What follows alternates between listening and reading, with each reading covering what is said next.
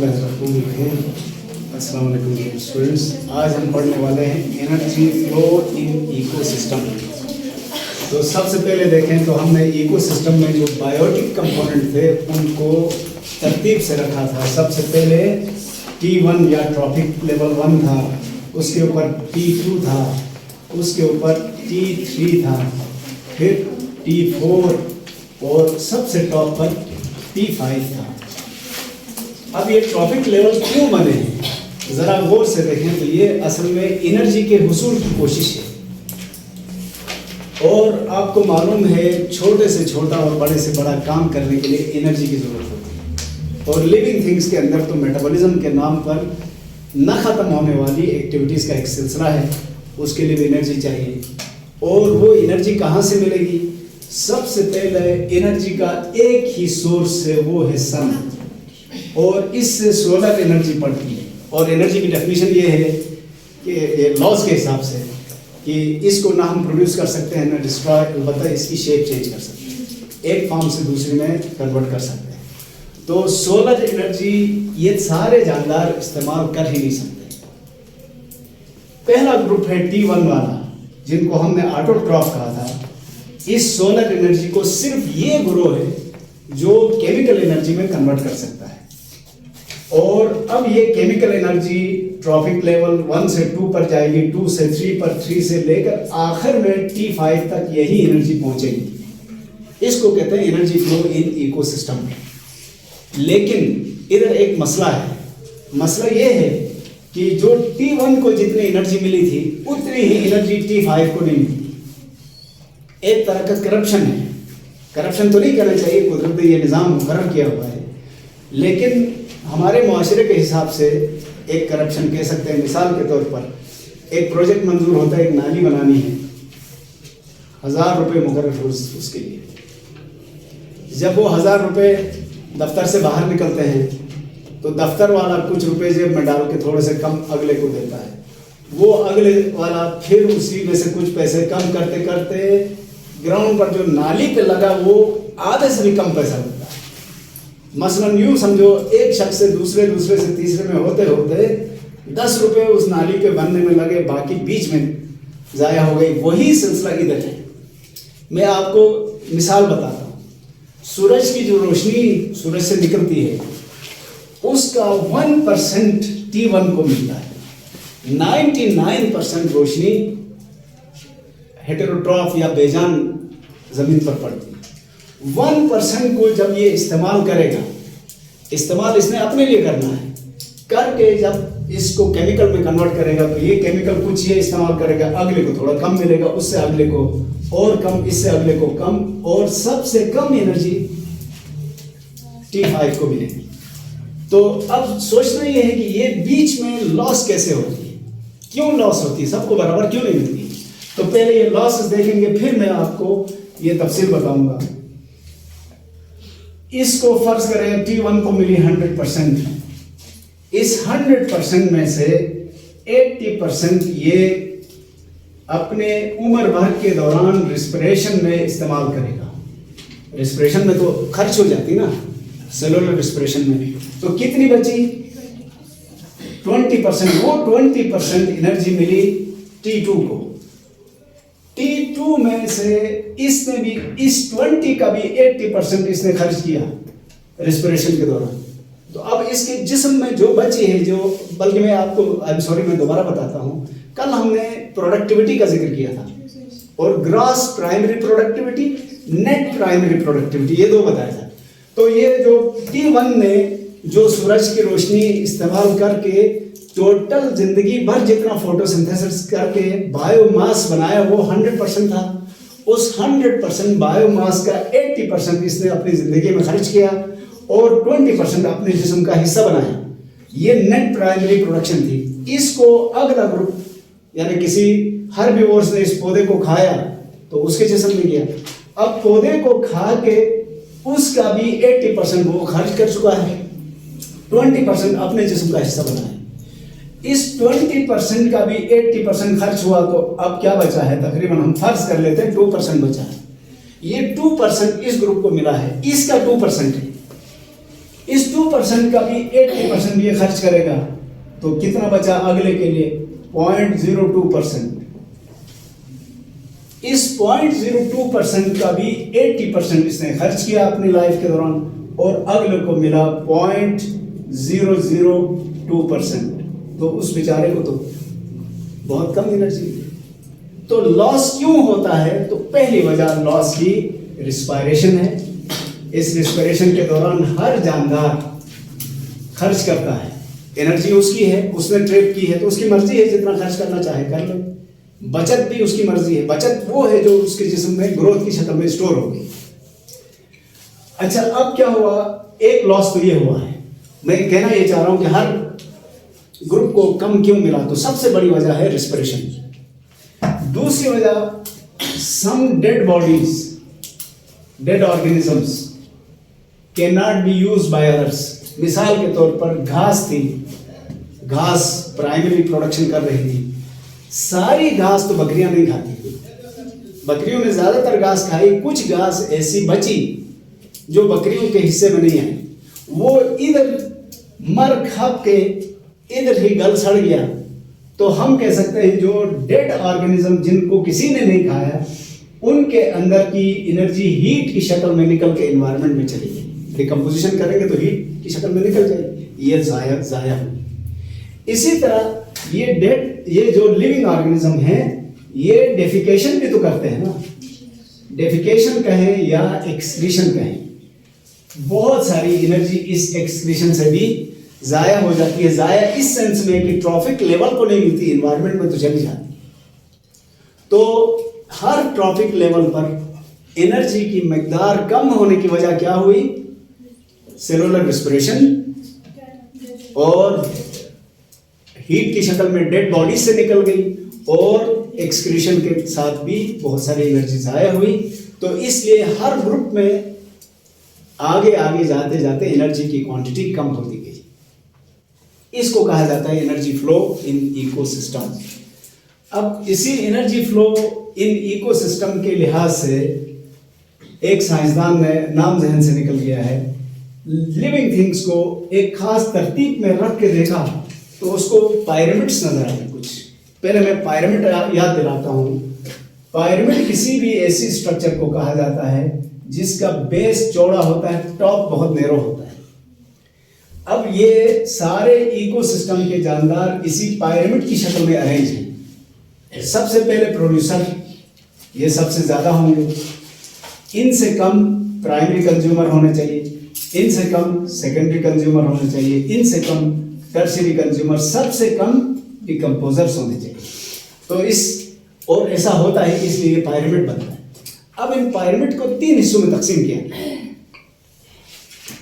Pyramid of energy ये है, pyramid of biomass ये भी है, पिरामिड ऑफ नंबर्स ये भी है। सबसे पहले अभी हमने जो एनर्जी फ्लो में देखा, 100% एनर्जी प्रोड्यूसर को मिली, इनसे बची हुई 20% अगले को मिली, उस 20% का भी 20% अगले को मिला, उसका भी 20% अगले को मिला, तो आखिरी वाले को तो बराए नाम थोड़ी सी एनर्जी मिली। तो एनर्जी कम होती गई, और एनर्जी की मकदार के लिहाज से जब हम तरतीब देते हैं तो ये पिरामिड बनता है। उसके बाद है पिरामिड ऑफ बायोमास। पहले मैं याद दिलाता हूँ, बायोमास किसे कहते हैं? Living material in the body of an organism. किसी जानदार के जिस्म में लिविंग मटेरियल कितना है, ये बायोमास कहलाता है। अब जरा इस गर्दू पर नजर डालें। इस गर्दू पूरे रीजन में जितनी घास प्रोड्यूस होती है, उस घास को इकट्ठा करके वजन करेंगे तो फर्ज करें हमारे पास आ गया 1,00,000 टन। 1,00,000 टन घास निकली। अच्छा, अब इस गर्दू में घास खाने वाली बकरियां हैं, सारी बकरियों का वजन करोगे तो 1,00,000 टन नहीं होगा, वो कम होना चाहिए। क्यों? अगर बकरियां इससे ज्यादा हुई तो एक ही दिन में सारी घास खत्म करके अगले दिन क्या खाएंगे? इसलिए बकरियां कम होनी चाहिए। सारी बकरियों का वजन करो तो पता चलेगा मसलन 1000 टन रह गया है, 1000 टन। और बकरियों को खाने वाले भेड़िए हैं, फर्ज करें नेचुरल इकोसिस्टम में, उनका वजन करोगे तो ये 100 टन आएगा। 100 टन से भी कम, बल्कि 10 टन, इतना कम होना चाहिए। वरना भेड़िए ज्यादा, बकरियां कम हुई तो चंद दिन में सारी बकरियां खाई जाएंगी, तो फिर भेड़िए आगे क्या खाएंगे? तो वो तादाद तो उनकी कम है। और अगर ये भेड़िए 10 टन है तो टर्शरी वाले 1 टन होना चाहिए, और जो डिकम्पोजर्स हैं उनको 0.1 टन होना चाहिए। इसका मतलब वजन के लिहाज से भी यही पायरामिड बनते हैं। तादाद कम होती जाती है तब इकोसिस्टम में बैलेंस होता है। और ये आपको वावेला करते हैं ना, अभी क्लाइमेटिक चेंज आ गया है, इकोसिस्टम डिस्टर्ब हुआ, वो इसीलिए कहते हैं। फर्ज करें अगर इस कद्दू में 10 लाख टन घास पैदा होती है, हम उतने ही बकरियां लाते हैं, तो पहले 2 दिन तो बकरियों के मजे हो जाएंगे, सारी घास खा के खत्म कर दिया 10 दिन में। अब अगले 10 दिन बकरियों को भूखा रहना है तो मर जाएंगी। बकरियां मरेंगी तो क्या जो उनको खाने वाले कार्निवोर्स भेड़िए थे वो जिंदा रहेंगे? वो भी या माइग्रेट करेंगे या मर जाएंगे। वो नहीं होंगे तो उनको और बकरियों को और पौधों को खाने वाले कोई ऑमनिवोर्स बचेंगे? वो भी नहीं बचेंगे। जब ये सब मर गए तो कुछ अर्सा डिकम्पोजर के मजे हो जाएंगे, लेकिन उसके बाद डिकम्पोजर को भी खाने को कुछ नहीं मिलेगा, तो क्या बचा? पूरा इकोसिस्टम तहस-नहस। इसी तरह अगर फर्ज करें यहां से आप इन सारी बकरियों को निकाल दें तो घास इतनी बढ़ जाएगी कि हर तरफ घास ही घास होगी, लेकिन इस घास को सेकेंडरी वाले तो खा नहीं सकते, सेकेंडरी साफ हो जाएंगे। टर्शरी वाले कुछ अर्सा इस पर गुजारा करेंगे, लेकिन फिर क्योंकि वो दोनों चीजें खाने के आदी हैं, एक चीज मिलेगी एक चीज नहीं मिलेगी तो उनकी सेहत खराब हो जाएगी, फिर वो भी मर जाएंगे। तो कहना ये चाह रहा हूं कि बीच में से किसी एक ट्रॉफिक लेवल को हटा दें तो पूरा इकोसिस्टम तितर-बितर हो जाएगा। इसलिए जरूरी है कि इसमें तवाज़ुन रखें। अच्छा, अब पायरामिड ऑफ नंबर, इन्हीं जानदारों को हम गिनती करते हैं। फर्ज करें इधर पौधे हैं 20 करोड़, गिनती की हमने घास 20 करोड़ है, तो 20 करोड़ घास को खाने के लिए 1 लाख बकरियां होनी चाहिए। अगर इससे ज्यादा हुई तो घास जल्दी खत्म हो जाएगी। 1 लाख बकरियों के लिए 10 भेड़िए काफी हैं, क्योंकि ये हफ्ते में एक बकरी को मार के खाएंगे तो बकरियों की तादाद एकदम कम नहीं होगी, क्योंकि उनमें रिप्रोडक्शन भी है, तो बकरियां मैनेज कर लेंगी। अगर इनकी तादाद बढ़ के 100 हो गई तो बकरियों के ऊपर बोझ बढ़ेगा, लिहाजा फिर बकरियां खत्म हो जाएंगी, वही तबाही। तो इनके लिए 10 होने चाहिए और इनको खाने के लिए ओमनिवोरस 1 होने चाहिए। और यहां आकर नंबर में थोड़ा सा इशू हो जाएगा। डिकम्पोजर्स की तादाद अगर हम इस तरतीब से चले तो 0.1 होना चाहिए, जबकि डिकम्पोजर यूनिसेलुलर है मेजॉरिटी में, तो ये तादाद में ज्यादा होंगे, हजारों लाखों में होंगे, लेकिन बायोमास उनका अब भी कम होगा।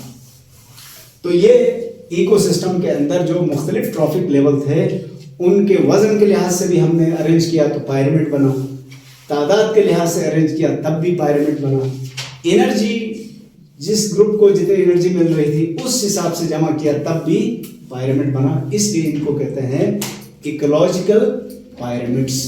ठीक हो गया बेटा? उसके बाद है बायो जियो केमिकल साइकिल्स। मैं फिर आपको याद दिलाता हूं, इकोसिस्टम है हमारे पास और इस इकोसिस्टम के 2 हिस्से हैं, लिविंग और नॉन लिविंग। इनके बीच में है केमिकल्स। ये केमिकल बीच में क्यों आए? हमें मालूम है मैटर जो भी है वो एलिमेंट से बना है और केमिकल से मुराद एलिमेंट्स ही। ये एलिमेंट कभी नॉन लिविंग का हिस्सा होते हैं, नॉन लिविंग से ये लिविंग में आते हैं, लिविंग से फिर नॉन लिविंग में घूमते रहते हैं। इस केमिकल्स के movement of chemicals from non-living to living factors and from living to non-living factor is called biogeochemical cycles. देखिए बायो तो इसलिए कहा कि ये लिविंग है, जियो से मुराद यहाँ पर नॉन लिविंग है जमीन, और केमिकल वो खुद मॉलिक्यूल्स हैं जो कभी उधर जाते हैं कभी इधर आते हैं। ये कैसे होता है आप जरा देखें। एक पौधा आपने उगाया जमीन पर, पौधे ने जमीन से बायो एलिमेंट एब्जॉर्ब किए कि नहीं, एब्जॉर्ब करके अपने वजूद का हिस्सा बनाया, तो अब वो सारे केमिकल पौधे के अंदर आए। जब ये पौधा मर जाएगा तो डिकम्पोजर्स उसको ब्रेक करके बायो एलिमेंट्स को दोबारा जमीन में भेजेंगे कि नहीं, तो ये बायो जियोकेमिकल साइकिल चलेगी। अब इसी तनाजुर में एक और नुक्ता समझ लें।